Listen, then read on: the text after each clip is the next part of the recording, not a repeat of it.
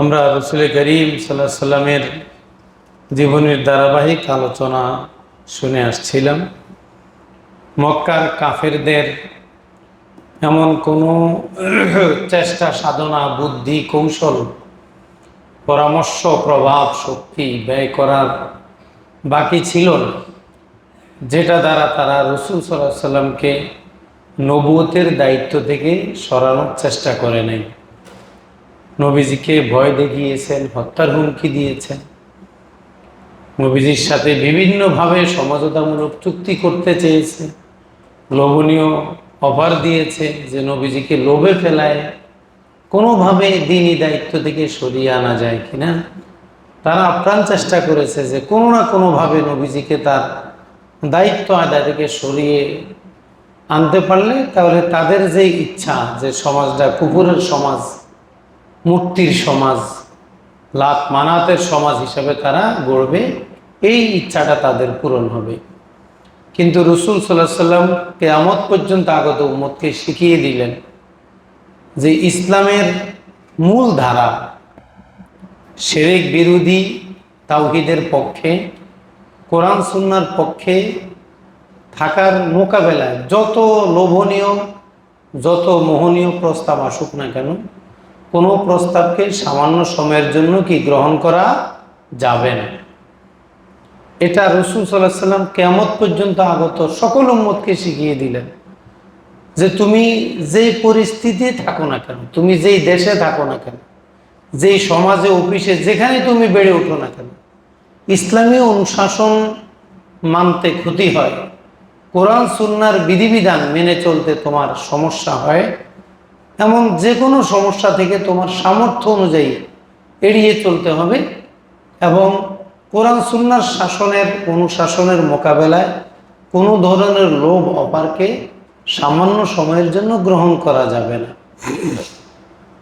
এই জন্য আমাদের দেশ, আমরা গরিব দেশ হিসেবে রেমিটেন্সের জন্য আমাদেরকে বহির্বিশ্বে যেতে হয়।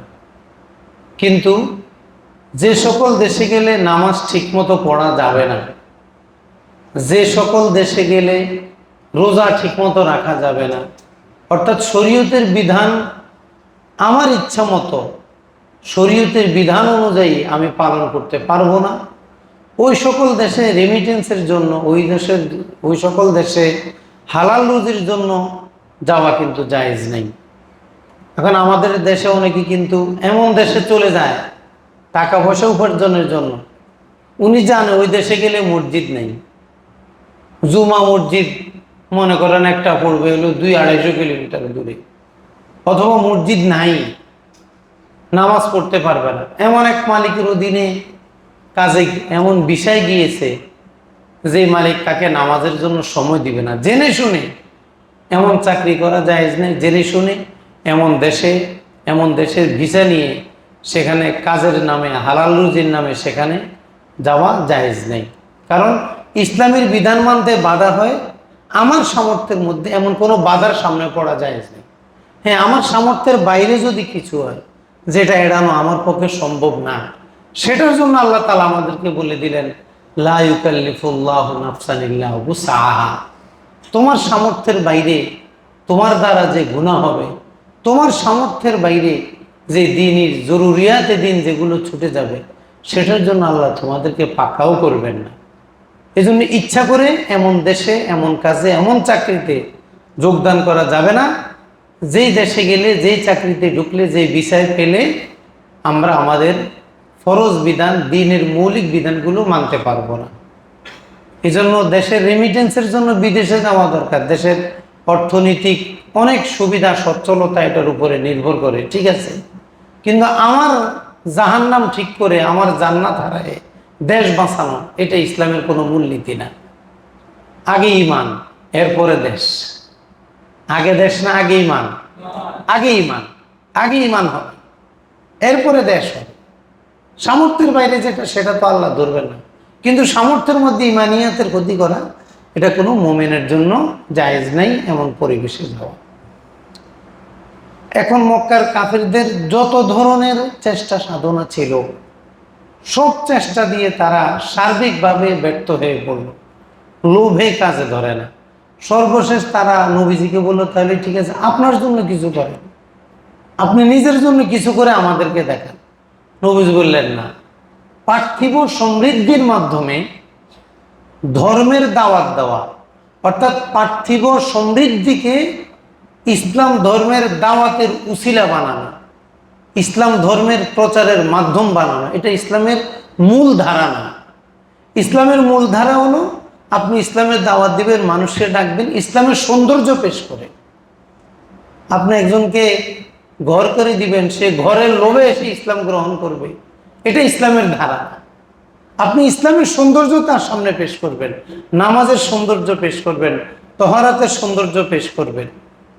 এই সৌন্দর্য দেখে সে ইসলাম গ্রহণ করবে, পরকালকে ভয় করে ইসলাম গ্রহণ করবে, ইসলামের সত্যতা বুঝে সে ইসলাম গ্রহণ করবে। এটা হলো ইসলামের মূল ধারা, দাওয়াতের মূল ধারা। হ্যাঁ, সমাজ সেবা ইসলামে অনেক গুরুত্বপূর্ণ, মানব সেবা ইসলামে অনেক গুরুত্বপূর্ণ। আমি আমার সামর্থ্য অনুযায়ী মানব সেবা করব, আমি আমার সামর্থ্য অনুযায়ী সমাজ সেবা করব। এখন আমাদের সমাজের মধ্যে দুনিয়া তো আমাদের গালেব হয়ে গেছে, পুঁজিবাদ, সাম্রাজ্যবাদ, লেলিনবাদ, এই যে কুফুরি যে অর্থনৈতিক সমাজ ব্যবস্থা, কুফুরি সমাজ ব্যবস্থা, এগুলোর প্রভাবে এখন আমরা দুনিয়ার সফলতাকে ধর্মীয় সফলতার মানদণ্ড হিসাবে ধরে নিয়েছি। একজনের টাকা পয়সা আছে, বাড়ি গাড়ি আছে, আমরা মনে করতেছি উনার উপর আল্লাহর অনেক অনুগ্রহ আছে। আরেকজনের বাড়ি গাড়ি নেই, কত টাকা পয়সা নেই, আমরা মনে করি উনি ধর্মচর্চা করলে কি করলো, উনি কি করলো, উনার ঘর নাই, বাড়ি নাই, কিচ্ছু নেই। এই যে আমাদের চিন্তাটা, এটা একেবারে অবৈধ চিন্তা। পার্থিব সফলতা ধর্মীয় সফলতার মাপকাঠি না। ধর্মীয় সফলতার মাপকাঠি হলো ধর্ম। আপনি নামাজ পড়েন কিনা ঠিক মতো, আপনি রোজা রাখেন কিনা ঠিক মতো, ইসলামের অনুশাসনগুলো আপনি মেনে চলেন কিনা ঠিক মতো, সমাজের মানুষের সাথে ইসলামের যে রীতিনীতি আছে সেটা আপনি মেনে চলেন কিনা, এটা হলো এইভাবে মূল্যায়ন করে, এটা হলো ইসলামের মূল ধারা। এখন আমাদের অনেককে এমনটা ধারণা করতে দেখা যায়, হ্যাঁ, অমুক হিসেবে তো মানুষকে ঘর বাড়ি করে দেয় না, অমুক হিসাব তো মানুষে ইফতারি দেয় না, অমুক হিসাব তো মানুষে কোরবানির গোস্ত দেয় না, অমুক হিসাব তো মানুষকে ত্রাণ দেয় না। ত্রাণ দেওয়া, ঘর বাড়ি দেওয়া, ইফতারি দেওয়া, কোরবানির গোস্ত দেওয়া, এটা যথেষ্ট গুরুত্বপূর্ণ সামাজিক কাজ, এতে কোনো সন্দেহ নাই। কিন্তু এটাকে ইসলামের মাপকাঠি বানানো, এটা না জায়েজ। আমি আপনাকে ঘর করে দিলে আমি সত্যিকারের মুসলমান। আমি হুজুর হয়ে যদি আপনাকে 10 টাকা দিতে পারি তাহলে আমি প্রকৃত হুজুর, আর যদি দিতে না পারি আমি প্রকৃত হুজুর না। এটা তো হুজুর পেশাকে আপনি খাটো করে দিলেন। যেন আমাদের অনেকে মুয়াজ্জিনগিরি করে, মুয়াজ্জিন। তো জিজ্ঞাসা করলাম, তুমি কি করো? হুজুর অমুক মসজিদের সানি ইমাম। আমি বুঝি নাই সানি ইমাম পরিভাষার সাথে আমি একসময় পরিচিত। সানি ইমাম মানে আজান দেই, ইমাম সাহেব না থাকলে নামাজ পড়াই, অর্থাৎ উনি মুয়াজ্জিনগিরি করে, এটা বলতে লজ্জা লাগে। যেই মুয়াজ্জিনগিরির পরিচয় দিতে লজ্জা পায়, ওই মুয়াজ্জিন কখনো হাসরের মাঠে মুয়াজ্জিনের যে ফজিলত এটা কখনো পাবে না। কোনো মাদ্রাসার ছাত্রের মা বাবা সন্তানকে মাদ্রাসায় পড়ায় যদি আফসোস করে, কি করলাম, হায় হায় কি করলাম, মাদ্রাসায় পড়ছিলাম, হায় হায় কি করলাম, এরকম যদি আফসোস করে, এই মা বাবা কিন্তু হাসরের মাঠে নূরের টুপি পাবে না। আপনি মাদ্রাসায় পড়ে আপনাকে তৃপ্তি বোধ করতে হবে, আমি ঠিকই করছি, আলহামদুলিল্লাহ আমি একটা ভালো কাজ করছি, আমার ছেলেকে আমি কোরআন শিখিয়েছি, আমার ছেলেকে আমি ইসলাম শিখিয়েছি, মাদ্রাসায় পড়িয়েছি, কোরআন সুন্নাত তালিম নিতে তাকে আমি সেই পরিবেশে আমি তাকে দিয়েছি। আপনাকে তৃপ্তি বোধ করতে হবে, আপনাকে শুকরিয়া বোধ করতে হবে যে না, আল্লাহ শুকরিয়া, আমি কাজটা করার সুযোগ পেয়েছি। এখন আমি যদি আফসোস করি, কি করলাম, হায় আমি মুয়াজ্জিন, এটা বলতে শরম লাগে, আমি মসজিদের ইমাম, এটা বলতে শরম লাগে। যদি শরমই লাগে তাইলে ইমামতির ফজিলত হাসর মাঠে আল্লাহ তাআলা আপনাকে দিবে না। যদি লজ্জাই লাগে তাহলে মুয়াজ্জিনের ফজিলত হাসর মাঠে আল্লাহ তাআলা আপনাকে দিবে না।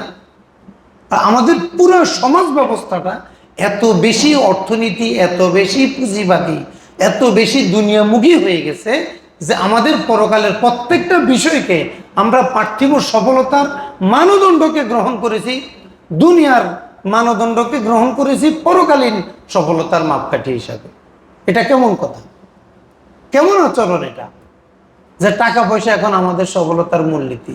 নবজি দেখাই দিছেন, প্রমাণ করে দিছেন, যদি সমাজের মানুষকে ঘর করে দেওয়া যদি ধর্মীয় সেবার চেয়ে গুরুত্বপূর্ণ সেবা হতো, সমাজের মানুষকে খাদ্যদান করা যদি ধর্মীয় সেবার চেয়ে গুরুত্বপূর্ণ সেবা হতো, সমাজের মানুষের পার্থিব অভাব পূরণ করা যদি ধর্মীয় সেবার চেয়ে গুরুত্বপূর্ণ হতো, তাহলে নবীরা কখনো আল্লাহর কাছে এই দোয়াগুলো দেরিতে করতেন না, বিলম্ব করতেন না দোয়া করতে, যে আল্লাহ সাফা পাহাড়কে স্বর্ণ বানায় দেন। নবী শুধু দোয়াও করছে, আল্লাহ সাফা পাহাড়কে স্বর্ণ বানায় দেন। পরে তো জিবরাইল আলাইহিস সালাম এসে কি বললেন, হুজুর স্বর্ণ বানায় দিবে, এরপরে যদি মুসলমান না হয় এতে আল্লাহ তাআলা এমন শাস্তি দিবেন যে পৃথিবীর কাউকে এমন শাস্তি দেন নাই। আর এটা যদি আপনি না নেন, সাফা পাহাড় পাথরের আছে, পাথরেরই থাকবে। এরা তওবা করার সুযোগ পাবে, আস্তে আস্তে বুঝে বুঝি ইসলাম গ্রহণ করার এদেরকে সুযোগ দেওয়া হবে। তাহলে এদের আযাব, আসমানি আযাব আসবে না। নবীজি বলেন, তাহলে আমি আল্লাহর রহমতের আশাটা নিলাম। কেন আল্লাহ ওই দিন সাফা পাহাড়কে, নবীজি সাফা পাহাড় স্বর্ণ বানায় এটা নিয়ে নিতেন। তারা বললো যে আপনি মরুভূমিতে বাগান তৈরি করে দেন, নবীজি বললেই তো হইতো, আল্লাহ বাগান বানায় দেন। অর্থাৎ আল্লাহ তাআলা কখনো পার্থিব কিছুকে ধর্মীয় সফলতার মাপকাঠি কখনো আল্লাহ তাআলা বানাবেন না। এই জন্য দেখেন, যারা নামাজ পড়ে তাদেরও রোগ হয়, যে নামাজ পড়ে না তারও রোগ হয়। যদি এমন হইতো যে নামাজ পড়লে রোগ হয় না, নামাজ পড়লে রোগ ভালো হয়ে যায় সাথে সাথে, নামাজ পড়লে অভাব দূর হয়ে যায় সাথে সাথে, নামাজ পড়লে আর ক্ষুধা লাগে না, নামাজ পড়লে আর গরম লাগে না, নামাজ পড়লে আর ঠান্ডা লাগে না, সব প্রয়োজন পূরণ হয়ে যায়, তাহলে তো ভাই নামাজ তো মানুষ আল্লাহর জন্য পড়তো না, প্রত্যেক মানুষ দুনিয়ার প্রয়োজনে নামাজ পড়তো। আর দুনিয়ার স্বার্থের জন্য নামাজ পড়া, এই নামাজ আল্লাহ তাআলা চান না। এই নামাজকে আল্লাহ তাআলা চান? আল্লাহ চান নামাজ হবে কার জন্য? আল্লাহর জন্য, পরকালীন ফায়দা পাওয়ার জন্য, পরকালের শান্তির জন্য। এই জন্য আমাদের চিন্তাকে পরিষ্কার করা উচিত যে দুনিয়ার যত সেবা আছে, সমাজের যত সেবা আছে, সকল সেবার চেয়ে গুরুত্বপূর্ণ সেবা হলো ধর্মীয় সেবা। মানব সেবার চেয়েও গুরুত্বপূর্ণ সেবা কোনটা? ধর্মীয় সেবা। এখন আমাদের ওই মানবিক সেবায় তো টাকা পাওয়া যায়, খানা পাওয়া যায়, রুটি পাওয়া যায়, টিনের চাল পাওয়া যায়, এটা হয়ে গেছে আমাদের গুরুত্বপূর্ণ। ধর্মীয় সেবাটা হয়ে গেছে একটু কম গুরুত্বপূর্ণ। এটা হলো পুঁজিবাতির করাল গ্রাসের প্রভাব, এটা করা যাবে না। তাহলে ধর্মীয় সফলতার মাপকাঠি কি পার্থিব উন্নতি না ধর্মীয় আমল আখলাক? ধর্মীয় সফলতার মাপকাঠি হলো ইসলাম ধর্মের আমল আখলাক আকিদা, এটাই মাপকাঠি। এখন কাফেররা তো ব্যর্থ হলো, কোনোভাবেই তারা নবীজিকে কোনোভাবে বশ মানাইতে পারে না। এখন কি করবে? তখন তাদের থেকে দুইজন লোককে তারা নির্বাচন করলো, নজর বিন হারিস, উকবা বিন আবু মুইত। এই দুইজন ছিল খুব জ্ঞানী, বিচক্ষণ, অনেক বুদ্ধি রাখতো তারা।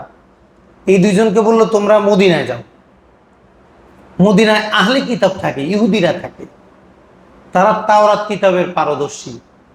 ওই তাওরাত কিতাবে শেষ নবীর আগমনের বিস্তারিত বর্ণনা দেওয়া আছে। তাদের সাথে তোমরা পরামর্শ করো যে উনি শেষ নবী কিনা, এটা আমরা শিওর হব কিভাবে? আমাদের সমাজে মুহাম্মদ সাল্লাল্লাহু আলাইহি ওয়াসাল্লাম নামে যে লোকটা নবী দাবি করতেছে, এই আমাদের এই মোহাম্মদ, উনি যে শেষ নবী, উনি যে আল্লাহর নবী, এটা প্রমাণ হওয়ার জন্য তাদেরকে আমাদেরকে কিছু সহযোগিতা করতে বলো। তাহলে এই দুইজন মদিনায় গেল, নজর বিন হারিস মদিনায় গেল, মদিনার ইহুদিদের সাথে পরামর্শে বসলো যে ভাই, আমাদের সমাজে তো একজন এই কথা বলে, আল্লাহর কথা বলে, উনি রসুল, জান্নাতের কথা বলে, জাহান্নামের কথা বলে, আমাদের মূর্তিদের বিরুদ্ধে বলে, আমাদের বাপ দাদারকে অপমান করে। আপনারাও তো তাওরাত পড়েন, সেখানে কি এই শেষ নবী যিনি হবে তার কোনো বর্ণনা, তার জ্ঞান বা তার মাপকাঠি বুঝার কোনো নিশানা আছে কিনা? আমাদেরকে এমন কিছু আপনি শিখাই দেন আপনারা, যেটা আমরা তাকে প্রশ্ন করলে বুঝবো যে আসলে উনি শেষ নবী। তখন ইহুদিরা চিন্তা করলো যে সবচেয়ে কঠিন প্রশ্ন কি আছে জ্ঞানের জগতে, যেটা নবীরা ছাড়া কখনো কেউ সমাধান দিতে পারবে না। তারা তিনটা প্রশ্ন ঠিক করে দিল। মদিনার ইহুদিরা মক্কার কাফের দেখে কয়টা প্রশ্ন ঠিক করে দিল? তিনটা প্রশ্ন ঠিক করে দিল, যে তোমরা এই তিনটা প্রশ্ন করবা। এই তিনটা প্রশ্নের উত্তর তিনি যদি দিতে পারে, তাহলে তোমরা শিওর হবা তিনি আল্লাহর নবী, আর যদি না পারে তাহলে মনে করবা তিনি ভণ্ড। কন্দেরা খুব খুশি, ভাই 3টা প্রশ্ন কি বলেন বলেন, তাড়াতাড়ি বলেন। তখন ইহুদিরা ওই নজর বিন হারিসকে বলল, তাকে তোমরা প্রথমে প্রশ্ন করবা যে বাদশার জুলুম নির্যাতন থেকে বাঁচার জন্য কয়েকজন যুবক আশ্রয় নিয়েছিল পাহাড়ের গুহায়, তারা কারা, তাদের পরিচয় কি? তো পৃথিবীতে তো কত বাদশা আসছে, কত বাদশায় তো কত জুলুম নির্যাতন করছে, কত বাদশারই জুলুম থেকে বাঁচার জন্য কত মানুষে কত জায়গায় পালাইছে আর দৌড়াইছে। এই অগণিত বাদশার অগণিত জুলুম নির্যাতনের ইতিহাস থেকে তারা একটা নির্দিষ্ট বাদশার নির্দিষ্ট কয়েকজন যুবকের একটা ইতিহাস তারা প্রশ্ন টুকে দিল। তাহলে ওই যুবক কারা, এরা কেন পলাইছিল, এদের পরিচয় সম্পর্কে জিজ্ঞাসা করো, একটা প্রশ্ন। দ্বিতীয় প্রশ্ন করবা, ওই বাদশাকে এমন কোন বাদশা ছিল যে পুরা পৃথিবীর বাদশা ছিল, যে পুরা পৃথিবী পূর্ব পশ্চিম পুরাটা সফর করছে, ওই বাচ্চাকে, ওই বাচ্চার পরিচয় জিজ্ঞাসা করবা। 3 নম্বর প্রশ্ন করবা, রু জিনিসটা কি আসলে। এখন এরা তো পাইছে, ওরে আল্লাহ বিশাল মন্ত্র, 3 প্রশ্ন করে যদি এবার মোহাম্মদ সাল্লাল্লাহু আলাইহি ওয়াসাল্লামকে হারাই দিতে পারি, তাইলে আর আমাদের আর জ্ঞানগত আর কোনো দুর্বলতা থাকবে না, উনার মিশন ভীষণ সব ভেস্তে যাবে। খুব একবারে আনন্দের সাথে ইহুদিদের থেকে প্রাপ্ত প্রশ্ন নিয়ে মক্কায় ফিরে আসলো। এবার এই 2 জন মিলে, সব কাফের নেতারা মিলে এবার নবীজিকে গোল করে ধরে জিজ্ঞাসা করলো, আচ্ছা আপনি যদি শেষ নবী হয়ে থাকেন, আপনি যদি আপনার দাবিতে সত্যবাদী হয়ে থাকেন, তাহলে আমাদের 3টা প্রশ্নের উত্তর দেন। আপনি যদি 3টা প্রশ্ন দিতে পারেন তাহলে আমরা ধরে নিব আপনি সত্যিকারে আপনার দাবিতে সত্যবাদী, আপনি মিথ্যাবাদী না, আপনি যা বলছেন সব সত্য। আর যদি না পারেন তাহলে আমরা ধরে নিব আপনি একজন ভণ্ড। তো বলো কি প্রশ্ন? এই প্রশ্ন 3টা বললো। ওই যুবক কারা, পাহাড়ের গুহায় আশ্রয় নিয়েছিল, তাদের পরিচয় দেন। ওই বাচ্চাকে, পুরা পৃথিবীর বাচ্চা ছিল, সফর করছে পুরা পৃথিবী, ওই বাচ্চার নাম কি, সে কে, তার পরিচয় দেন। তারপরে রু সম্পর্কে বলেন। নবীজি বললেন আমি আগামীকালকে বলবো, ইনশাল্লাহ বলতে মনে ছিল না। দেখেন আল্লাহ তাআলার সিস্টেমটা কিভাবে আল্লাহ করে। এখানে একটা মারাত্মক বিষয় যে নবী কিনা, উনি সত্যিকারে নবী কিনা, এটা নির্ভর করবে এই 3টা প্রশ্নের উত্তর জানার উপরে। কিন্তু এই 3টা প্রশ্নের উত্তর দেওয়ার ক্ষেত্রে নবীজি বললেন আমি আগামীকালকে বলবো, ইনশাল্লাহ বলতে নবীজির মনে নাই। এখন কি হইল, আগামীকাল সকাল গেল, দুপুর গেল, বিকাল গেল, রাত গেল, আল্লাহর পক্ষ থেকে কোনো উত্তর আসতেছে না, জিবরাইল আলাইহিস সালাম আসতেছে না।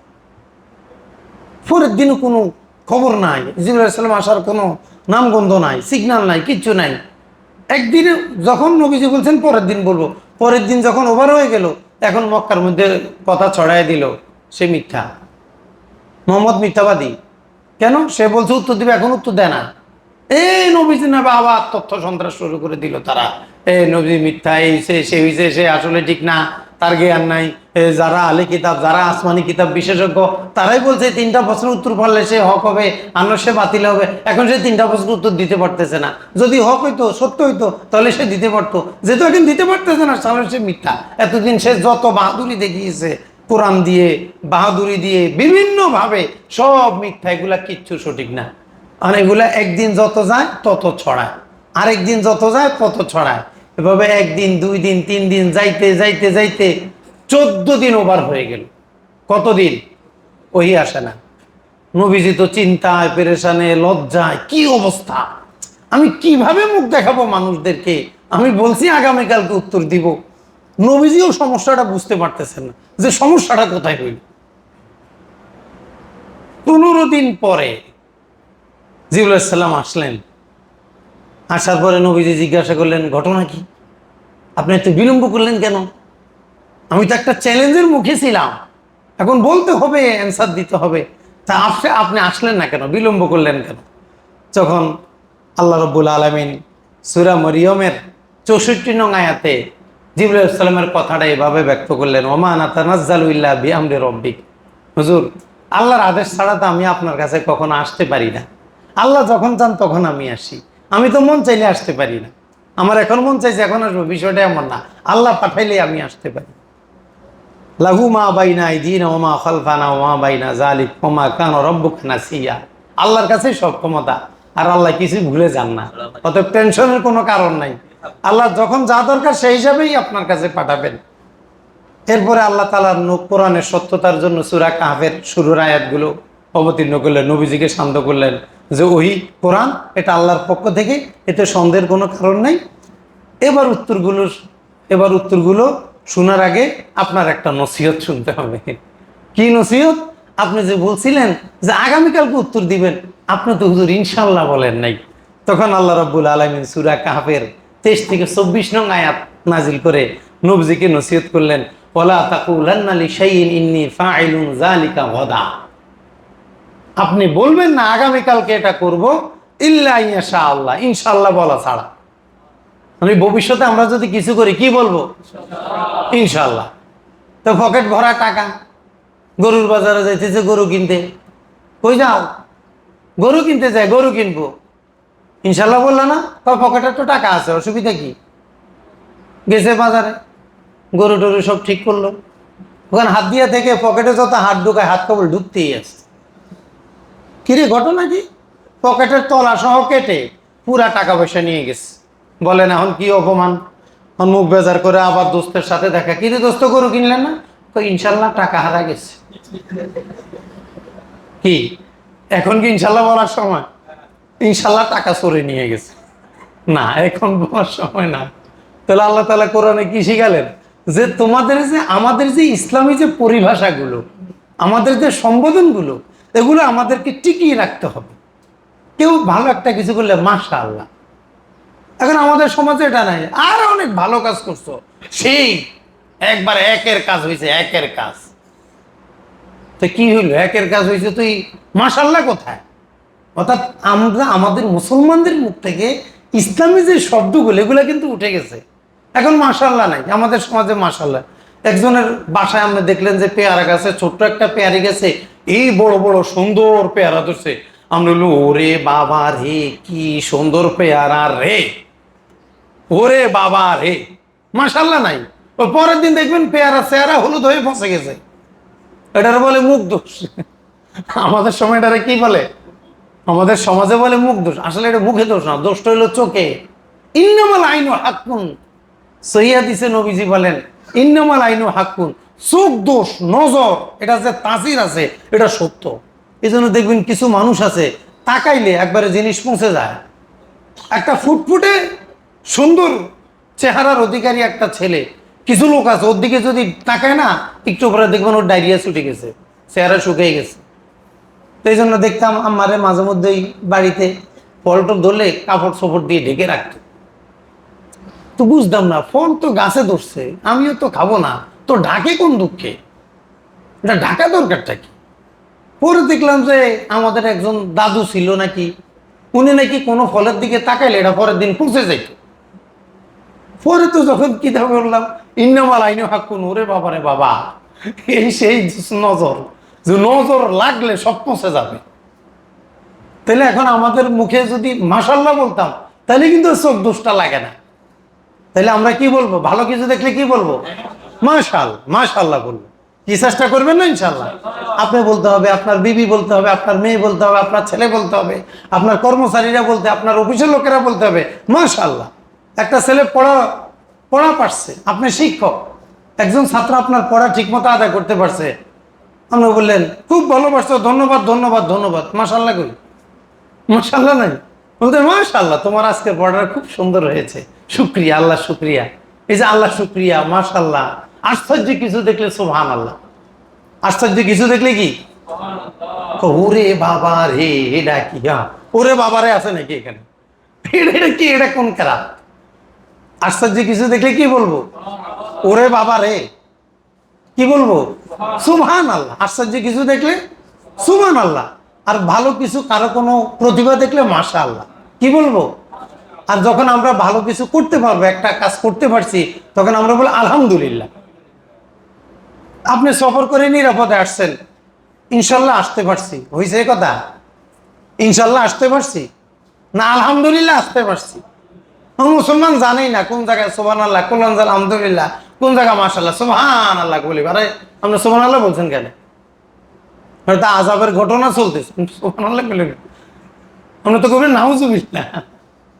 যখন কোন আল্লাহর গজব আযাবের ঘটনা হবে, ঘোষণা হবে, কথা হবে, তখন এটা থেকে বাঁচার জন্য আমরা কি বলবো? নাউজুবিল্লাহ।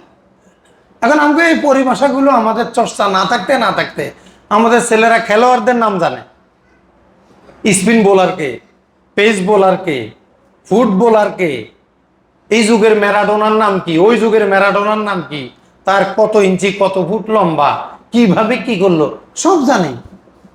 কিন্তু মাশাআল্লাহ মুখ দিয়ে আসে না, সুবহানাল্লাহ মুখ দিয়ে আসে না, আলহামদুলিল্লাহ মুখ দিয়ে আসে না, ইনশাল্লাহ মুখ দিয়ে আসে না। বাজারে যাবা? হ্যাঁ যাবো, বাজার করে নিয়ে আসবো, ইনশাল্লাহ নাই। পরে বাজারে গিয়ে যখন টাকা পাইবে না, কবি ইনশাল্লাহ টাকা নাই। তো তোমার এখন ইনশাল্লাহ বলে কি লাভ? তোমাকে আগে বলতে হবে কি ভাই, চেষ্টা করবেন তো ইনশাল্লাহ। ইসলামী পরিভাষাগুলো আমাদের কি চেষ্টা করতে হবে, ঘরে এগুলা প্রচলন করতে হবে। আপনি গাড়িতে উঠতে পারছেন, আপনি একটা গাড়ির জন্য অপেক্ষায় ছিলেন, আপনার কাঙ্ক্ষিত গাড়িটা আসছে, আলহামদুলিল্লাহ, আল্লাহ গাড়িটা আপনি পাঠাইছেন, আলহামদুলিল্লাহ, আপনার কাজটা আল্লাহ করে দিয়েছেন, আলহামদুলিল্লাহ, ছেলে বিদেশ থেকে টাকা পাঠাইছে। আরে ভাই আমার ছেলে বিদেশ থেকে টাকা পাঠাইছে, কি যে মা, তা আলহামদুলিল্লাহ কোথায়? আল্লাহর কথা মনেই নেই। তা আল্লাহ আপনার ছেলেরা চাকরি না দিলে টাকা পাইতেন কোথায়? কতজনে তো টাকা পাঠায়, হাতে পায় না, আরেকজনে মারিং দিয়ে নিয়ে যায়। কত ছেলে বিদেশ যাওয়ার পরে দেশের টাকা পাঠান লাগে না? কি বিদেশ গেছে, এখন দেশের থেকে টাকা পাঠায় উল্টা। আকামা একামা আর কি, আকামাই ঘুমে একামা থান, মানে ওটার থাকার যে সার্টিফিকেট সনদ, এটা একামা। তো বাঙালি বলে আকামা। আচ্ছা বলেন আকামা নাই তো এখন থাকতে হবে, তো দেশের থেকে টাকা পাঠায়। আপনি বুঝেন নাই আপনার ছেলে যে বিদেশ থেকে টাকা পাঠিয়েছে, আল্লাহর কত বড় অনুগ্রহ। এই জন্য কি বলতে হবে? আলহামদুলিল্লাহ। যখনই দেখবেন ব্যাংকে টাকা আসছে, আলহামদুলিল্লাহ এই মাসের বেতনটা ঢুকছে। আরে দোস্ত টাকা আসছে, অনেক টাকা আসছে, দোস্ত আসছে, টাকা আসছে, আল্লাহ কই, আলহামদুলিল্লাহ কই, কিছু নেই। এগুলা আমাদেরকে চেষ্টা করতে হবে, বারবার প্রয়োগ করতে হবে, বারবার বলতে হবে এগুলা, যেন যে একটা ইনশাল্লাহর কারণে না বলার কারণে আল্লাহ তাআলা 15 দিন বিলম্ব করছেন ওই পাঠাইতে।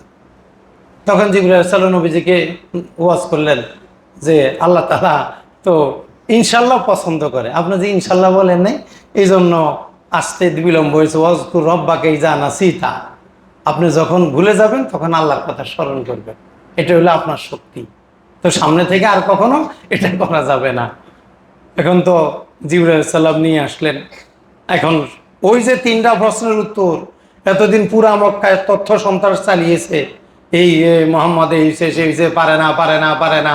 এখন নবীজি উত্তরগুলো দিতেছেন খুব সুন্দরভাবে কোরআন থেকে। আল্লাহ রাব্বুল আলামিন সূরা কাহফের 9 থেকে 12 নং আয়াতের মধ্যে আসহাবে কাহফের ঘটনা, গর্তওয়ালাদের ঘটনা বর্ণনা করলেন। আম হাসিবতা আন্না আসহাবাল কাহফি ওয়ার রাকিমি কানু মিন আয়াতিনা আজাবা। আপনি কি গর্তওয়ালাদের ঘটনাকে খুব আশ্চর্য মনে করেন? খুব আশ্চর্য মনে করেন? ঘটনা কি জানেন?